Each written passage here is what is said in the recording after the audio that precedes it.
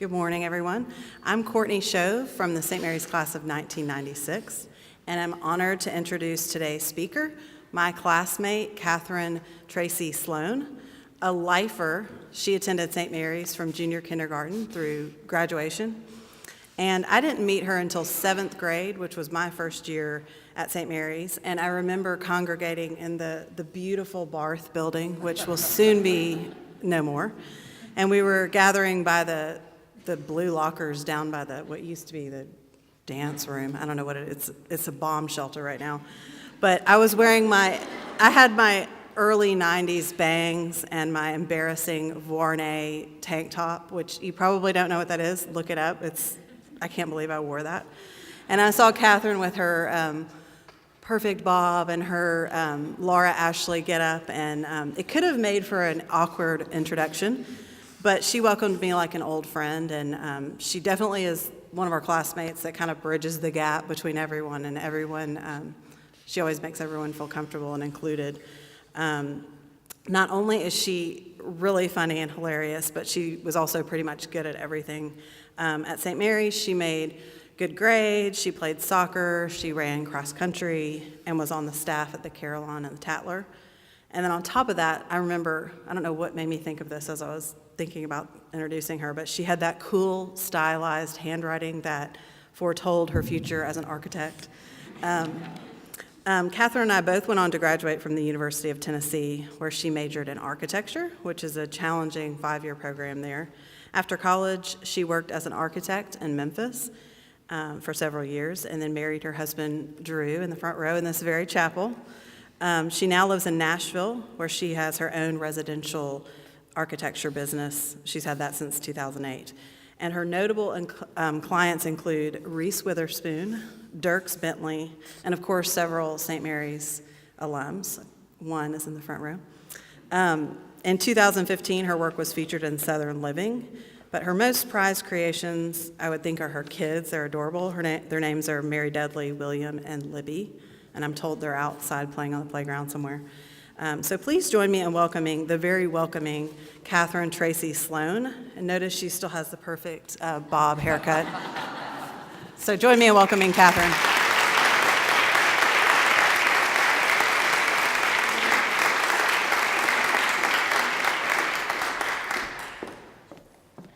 Good morning. Thank you, Courtney. It's so fun to be back here. This is a really special place, having grown up going to school here and going to church here. And as Courtney said, Drew and I were married here 12 years ago. So thanks so much for having me back. I want to talk a little bit today about the profession of being an architect. I've really enjoyed it, and it's this profession that St. Mary's prepared me very well for. It's also a profession that people typically associate with male architects. So I want to talk a little bit about that as well.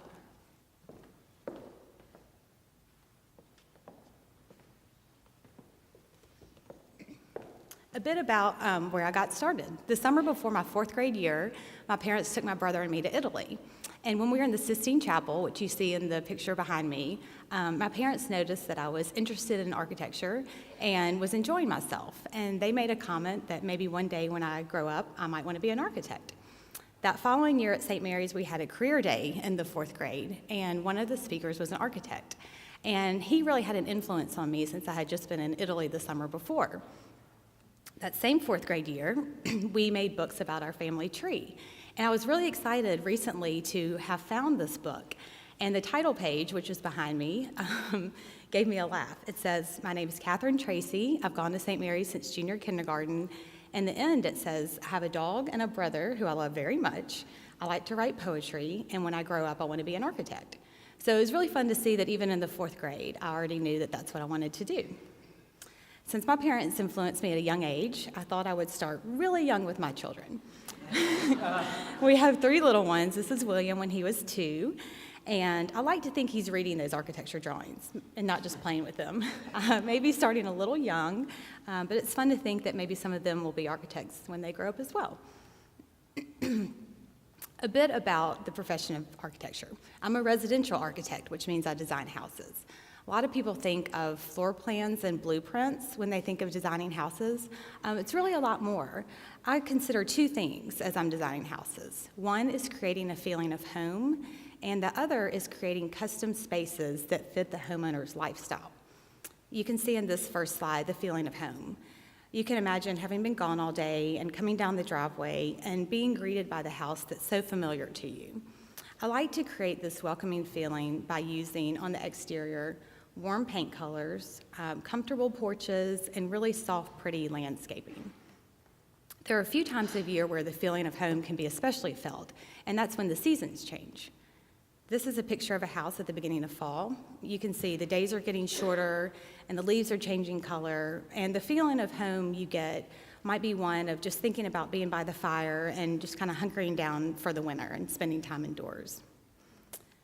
This is a house at the beginning of spring where we are now, and the flowers are blooming and everything's turning green again, and the feeling of home may make you think of using your screen porch or your patio and enjoying your outside spaces more for the spring and summer.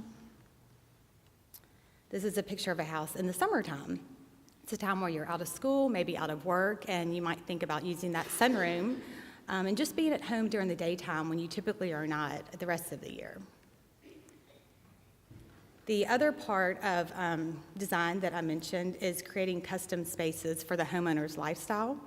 This is a room that's on a horse farm in Virginia, and the farm has a lot of land and really pretty views. So I wanted to use big windows, and you may be able to see that Dutch door where the top half can remain open to really open the space up to those views and let a lot of light in.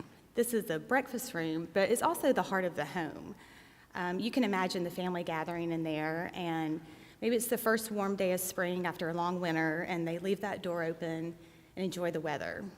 The kitchen table, you can imagine what all goes on there. Maybe it's celebrations, it's family dinners, it's children doing homework, birthday parties. So while a room should have a purpose and a function, it also should be a space where memories are made.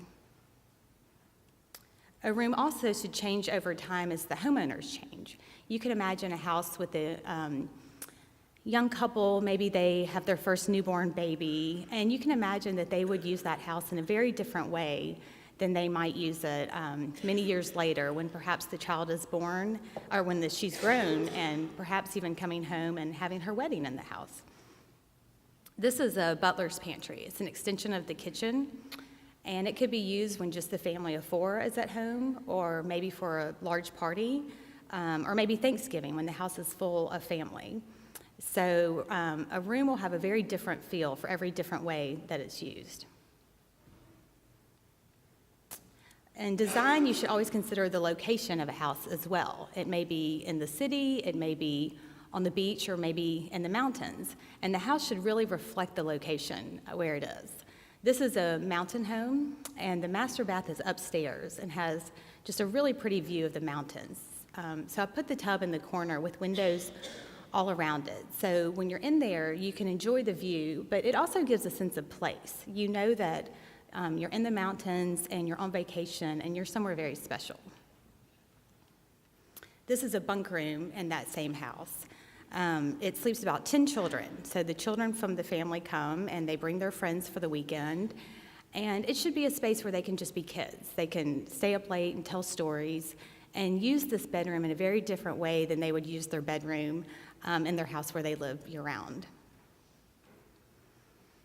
Another part about creating spaces is creating outdoor spaces. The outdoor spaces should be an extension of indoor spaces. I like to use big doors and windows to really bring in the outdoors and create a seamless transition between the two.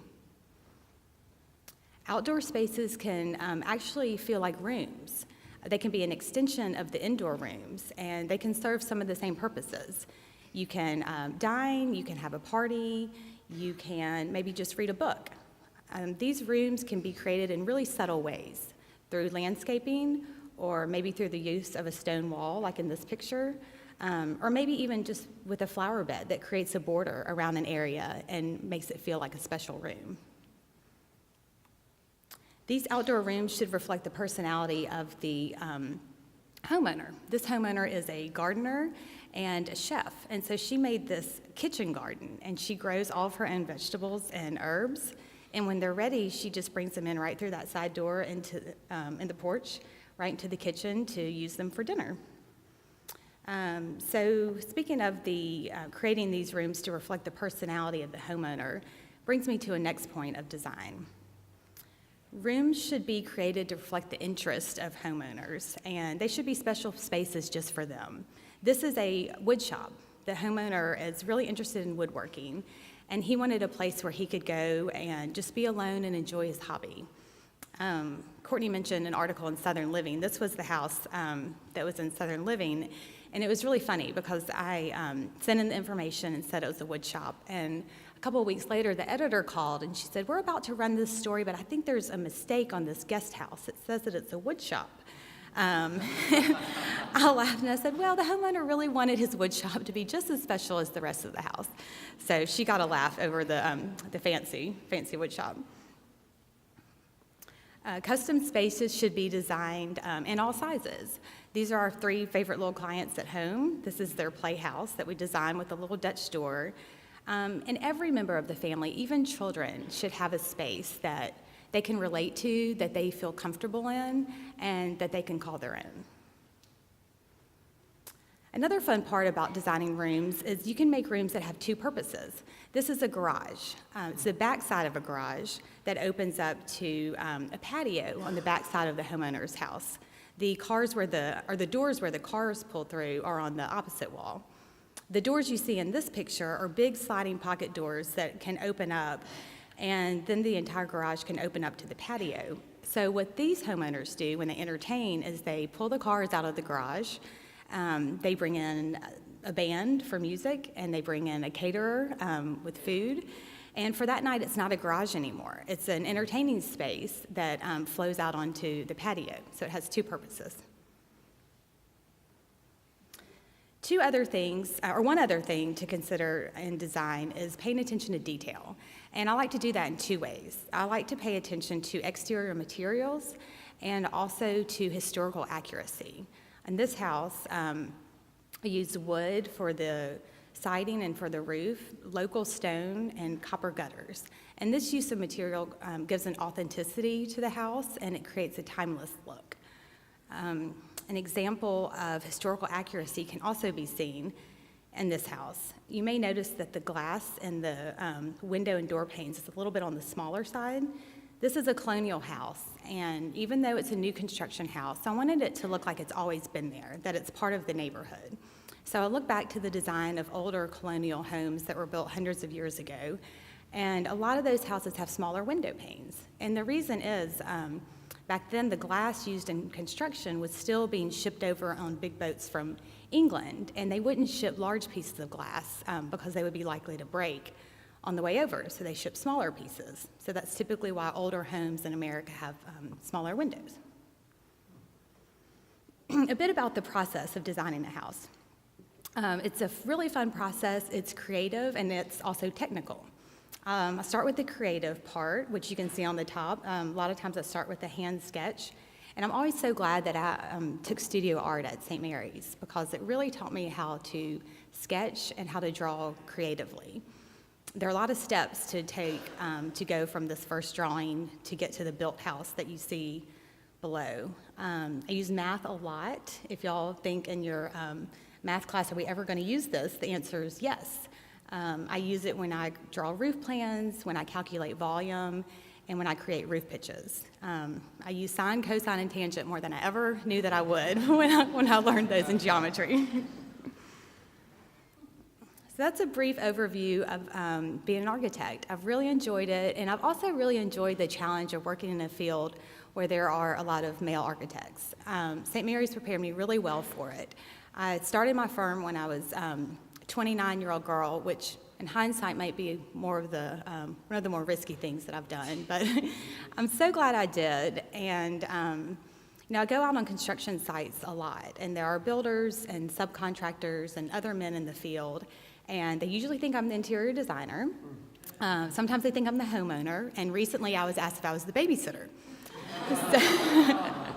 So I always get a laugh out of that. It's just part of it.